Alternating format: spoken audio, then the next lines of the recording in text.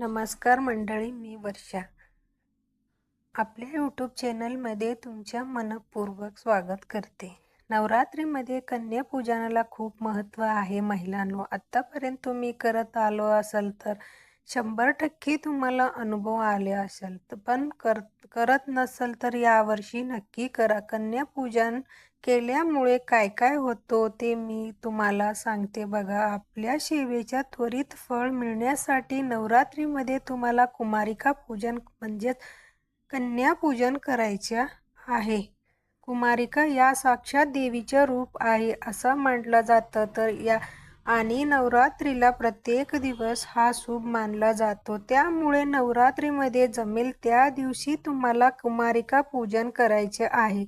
तसं पाहिलं गेलं तर अष्टमीला जर तुम्ही कुमारिका पूजन केलं तर ते जास्त प्रभावी मानलं जातो. पण मी नेहमी सांगते, आजकाल स्त्री खूप गडबडीमध्ये असतात. त्यांना ऑफिस वगैरे सगळ्या गोष्टी सांभाळायच्या असतो. तर घर संसार करून देवाच्या पण या गोष्टी आपल्या संसारासाठी आपण करत असतो. म्हणून तुम्हाला जमल्यास तुम्ही अष्टमीला करा. सकाळी, दुपारी, संध्याकाळी कधी पण केलं तरी चालेल. पण नाही जमलं तर तुम्ही नवरात्रीमध्ये 9 दिवसात कधी पण करू शकतात. आज बघा,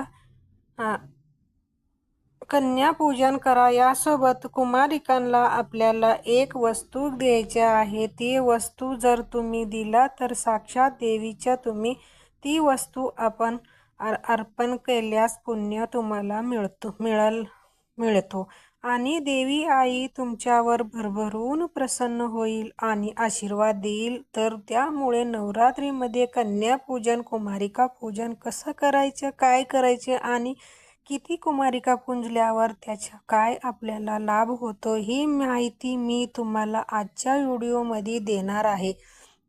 अतिशय महत्त्वाचे व्हिडिओ आहे महिलांनो. नक्की व्यवस्थित बघा आणि नक्की करा. कुठलीही तुमची समस्या असतील, मुलं-बाळ न होणे, आर्थिक समस्या, बिझनेसमध्ये काही तुमचे लॉस चाललेले आहे, त्यानंतर कुटुंबामध्ये काही कलह चाललेली आहे, नवरा बायकोच्या भांडण आहे, असं कुठल्याही प्रकारच्या समस्या अतिशयत असतील तर पण तुम्ही कुमारिका पूजन, कन्यापूजन तुम्ही कशी करू शकतात. कारण हे कन्यापूजन केल्यामुळे तुम्हाला या सगळ्या अडचणीपासून, त्रासापासून मुक्त मिळतो. कारण या कुमारिका म्हणजे साक्षात देवीचे रूप मानला जातो. तर त्यामुळे तुम्हाला याच्या पूजा करून त्याच्या मान सन्मान करून आपण साक्षात देवीचा मान सन्मान केल्यास पुण्य आपल्याला त्याच्यामुळे मिळतो आणि मग आपल्या आयुष्यातल्या अडचणी कमी होत असतात.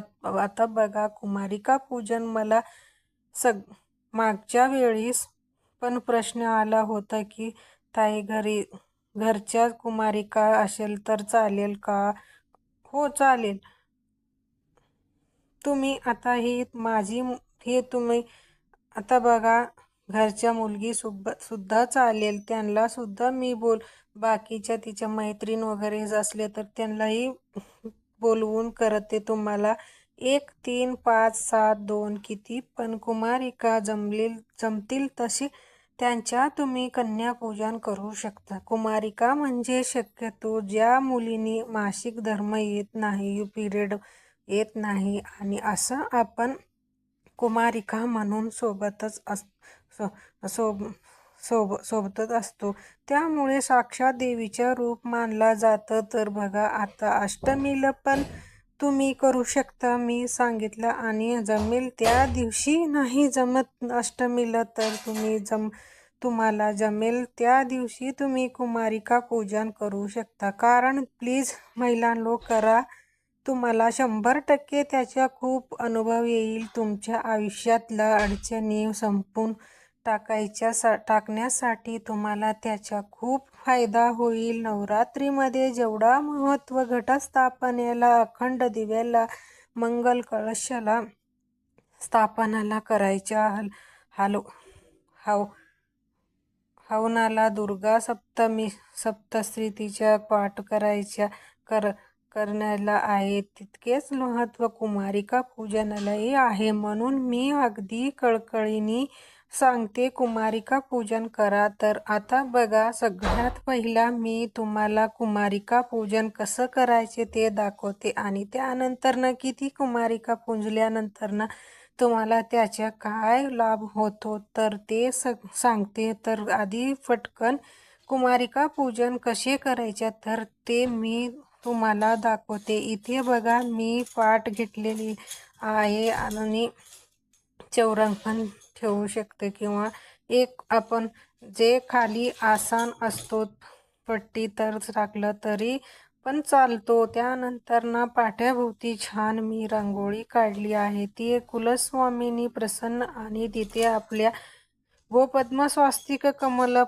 लक्ष्मीच्या पावले हे सगळे चिन्ह आहे. आता अजून साहित्य बघा, तांब्यांमध्ये मी इथे दूध आणि त्यामध्ये फुलाच्या पाकळ्या टाकल्या. त्यानंतर बघा, पूजेसाठी आपल्याला खिरापती, कुंकू, हळद, अक्षदा, चंदन, फुलाच्या पाकळ्या, आपला जो काळ बाकी असतो ते दिवा अंत.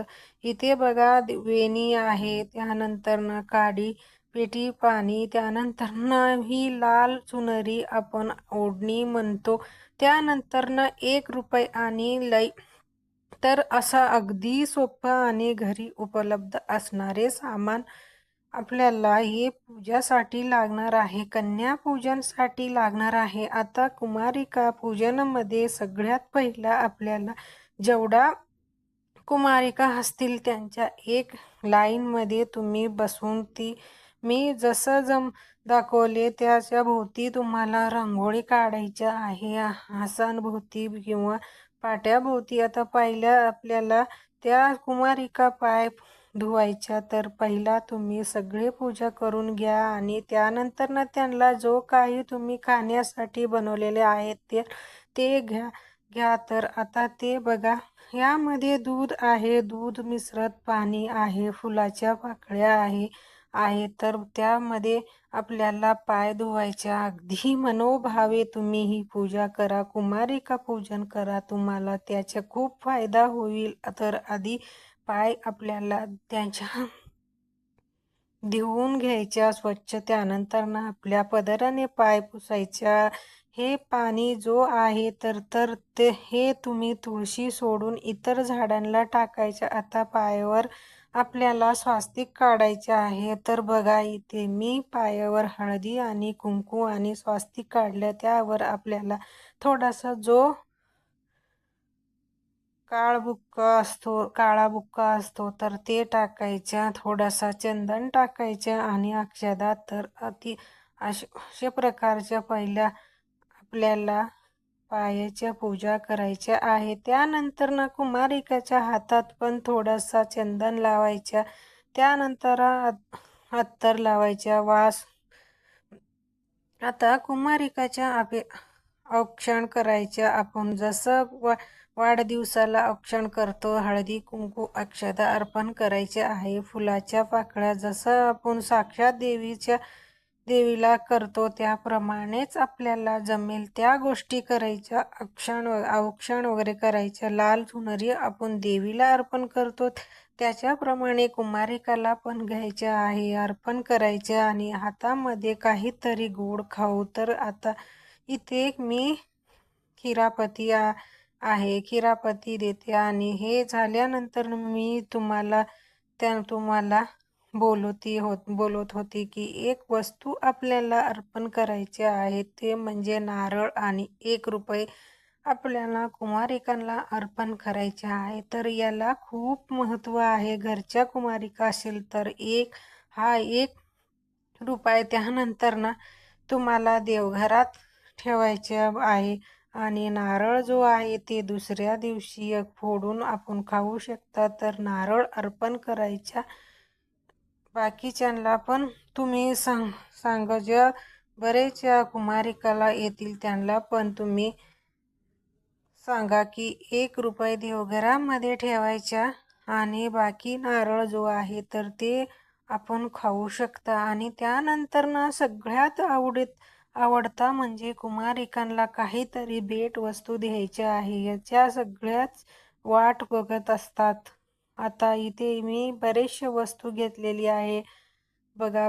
बांगडे वगैरे घेतलेली आहे, बेल्ट वगैरे मुलांना बघा, लहान मुलांना आहे. काही पण गिफ्ट दिला तरी खूप आनंद असतो. म्हणून तुम्हाला जो वाटेल ते तुम्ही 5 रुपये द्या, काही कुठल्याही वस्तू द्या, पण काहीतरी गिफ्ट आपल्याला घ्यायचं. रुमाल सोबतच एक द्या रुमालामध्ये. मग आपल्याला या गोष्टी अर्पण करून त्याला हळदी कुंकू अक्षदा अर्पण करायच्या आणि त्यानंतर हे त्यांना अर्पण करायच्या आणि सगळ्यात शेवटी आपल्याला कुमारिकांच्या पाय पडायच्या. नमस्कार पण आपल्याला अगदी आपल्या कपाळ जो आहे ते त्यांच्या पायाला स्पर्श करून नमस्कार करायचे आहे. थँक्यू. मी तुम्हाला असेच गिफ्ट घ्या. तर बघा, कुमारिका पूजन अगदी सोपे आहे, नक्की करा. त्याचा खूप फायदा आहे. आता बघा की कितव्या वयाच्या मुली, किती वर्षाच्या कुमारिकांना जर तुम्ही देवी स्वरूप पूजला, त्यांची पूजन केलं तर त्याचे काय फळ मिळतो. 2 वर्षाची मुलगी ही कुमारिका म्हणून ओळखली जातं. तिच्या पूजन केल्यामुळे दारिद्र्य दूर होतो. 3 वर्षाची कन्या त्रिमूर्ती रूपामध्ये असते. तिच्या पूजन केल्यामुळे सुख आणि समृद्धी नांदतो. 4 वर्षाच्या कन्या कल्याणी असते. तिच्या पूजन केल्यामुळे घराचा कल्याण होतो. 5 वर्षाची कन्या रोहिणी रूपामध्ये असते, जी रोगमुक्त ठेवते. त्यानंतर 6 वर्षाच्या कन्या कालिका रूपामध्ये असते. तिच्या पूजन केल्यामुळे राजयोग प्राप्ती होतो. 7 वर्षाच्या कन्या चिंडिका रूपामध्ये असते. ती ऐश्वर्य प्रदान करत. 8 वर्षाच्या कन्या संभावी रूपामध्ये असते. तिच्या पूजा केल्यामुळे विजय प्राप्त होतो. त्यानंतर 9 वर्षाची कन्या ही दुर्गा देवीचे रूप मानलं जातं. ती शत्रूचा नाश करत असते. आणि 10 वर्षाची कन्या सुभद्रा रूपामध्ये असते. सुभद्रा आपल्याला मुक्ताच्या सर्व इच्छा पूर्ण करते असते. तर ह्या झालं की किती वयाच्या कन्या पूजल्यामुळे काय लाभ होतो. यासोबतच आता मी तुम्हाला सांगते की किती कन्या पूजल्या तर त्याच्या काय फळ मिळतं. एक कुमारिकेचे पूजन केल्यामुळे ऐश्वर्य प्राप्त होतो. 2 कुमारिकाचे पूजन केल्यामुळे मोक्ष प्राप्ती होतो. 3 कुमारिकाच्या पूजल्यास धर्म आणि काम प्राप्त होतो. राजपद प्राप्तीसाठी 4 कुमारिकांच्या पूजा केल्या जातं. विधी प्राप्तीसाठी 5 कुमारिकांच्या पूजा केलं जातं. पटकर्म सिद्धीसाठी 6 कुमारिकांच्या पूजा केल्या जातो. 7 कुमारिकांच्या पूजा केल्यामुळे राज्य प्राप्त होतो. तर 8 कुमारिकांच्या पूजा केल्यामुळे संपत्ती प्राप्त होतो. 9 कुमारिकांच्या पूजा केल्यामुळे पृथ्वीचे राज्य मिळतं. तसंच कन्या पूजनामध्ये बघा, एखादी मुलाला 10 वर्षाचे असतील, एखादी मुलीला तुम्ही भैरव म्हणून पूजू शकतात. एखादाच मुलगा किंवा बघा लहान मुलं आजकाल सोबत पण बहीण भाऊ येतात, मुलांना पूजलं तरी पण चालेल, असं काही नाही.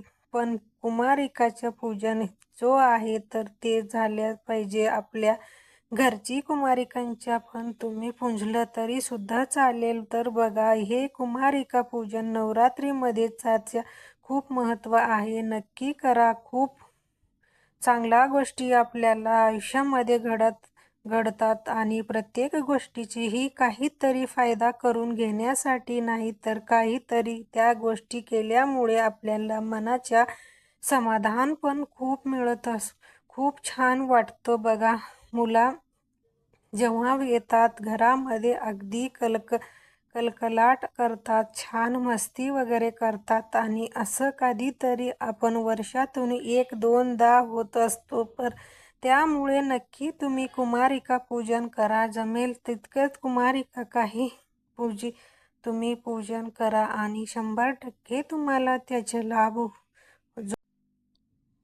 100% तुम्हाला त्याचा लाभ जो आहे नक्की बघायला मिळेल. तर ही कन्या पूजनमध्ये कुमारिका पूजनाचं अतिशय महत्त्व माहिती मला तुमच्यापर्यंत पोहोचायच्या होता. माहिती आवडल्या असेल तर व्हिडिओला लाईक करा, शेअर करा. चॅनलवर नवीन असेल तर सबस्क्राईब करा. धन्यवाद. भेटूया नेक्स्ट व्हिडिओमध्ये. Bye bye.